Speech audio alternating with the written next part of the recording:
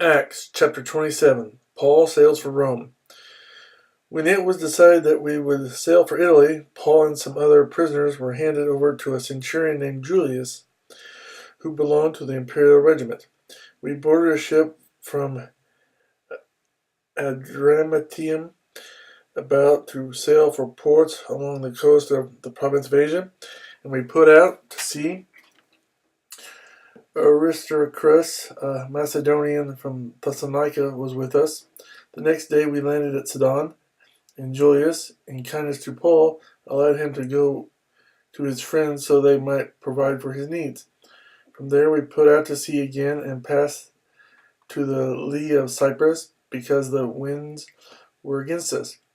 When we had sailed across the open sea off the coast of Cilicia and Pamphylia, we landed at Myra in Lycia. There the centurion found an Alexandrian ship sailing for Italy and put us on board. We made slow headway for many days and had difficulty arriving off Cnidus. When the wind did not allow us to hold our course, we sailed to the lee of Crete, opposite Salmone. We moved along the coast with difficulty and came to a place called Fair Havens, near the town of Lasea. Much time had been lost, and sailing had already become dangerous, because by now it was after the fast. So Paul warned them, "Men, I can see that our voyage is going to be disastrous and bring great loss to ship and cargo, and to our own lives also." But the centurion, instead of listening to what Paul said, followed the advice of the pilot and of the owner of the ship. Since the harbor was unsuitable to winter in, the majority decided that we should sail on, hoping to reach Phoenix and winter there. This was a harbor in Crete, facing both southwest and northwest.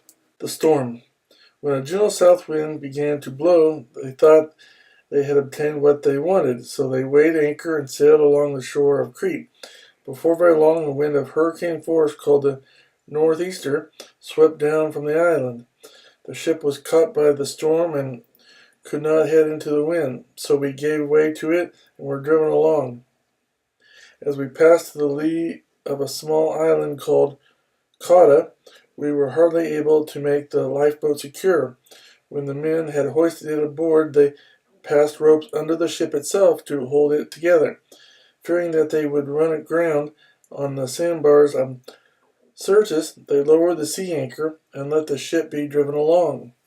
We took such a violent battering from the storm that the next day they began to throw the cargo overboard. On the third day, they threw the ship's tackle overboard with their own hands.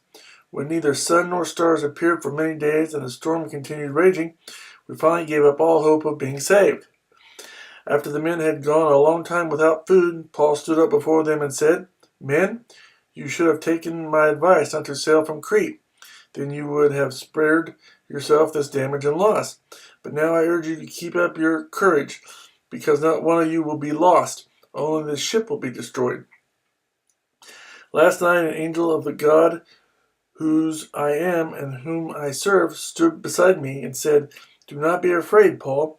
You must stand trial before Caesar, and God has graciously given you the lives of all who sail with you. So keep up your courage, men, for I have faith in God that it will happen just as he told me. Nevertheless, we must run aground on some island.'" The shipwreck. On the 14th night we were still being driven across the Adriatic Sea, when about midnight the sailors sensed they were approaching land. They took soundings and found that the water was 120 feet deep. A short time later they took soundings again and found it was 90 feet deep. Fearing that we would be dashed against the rocks, they dropped 4 anchors from the stern and prayed for daylight. In an attempt to escape from the ship, the sailors let the lifeboat down into the sea. Pretending they were going to lower some anchors from the bow, then Paul said to the centurion and the soldiers, "Unless these men stay with the ship, you cannot be saved."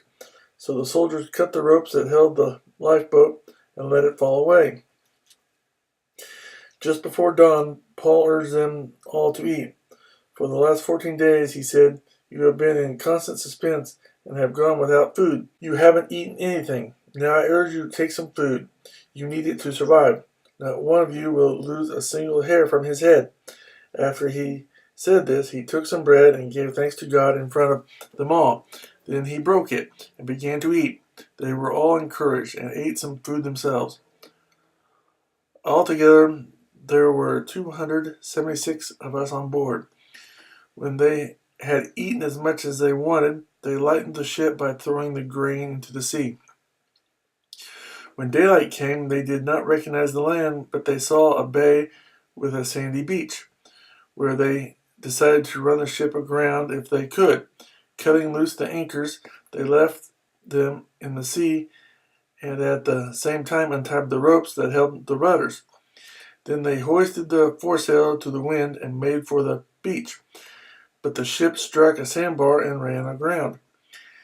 The bow stuck fast and would not move, and the stern was broken to pieces by the pounding of the surf. The soldiers planned to kill the prisoners to prevent any of them from swimming away and escaping, but the centurion wanted to spare Paul's life and kept them from carrying out their plan. He ordered those who could swim to jump overboard first and get to land. The rest were to get there on planks or on pieces of the ship. In this way, everyone reached land in safety.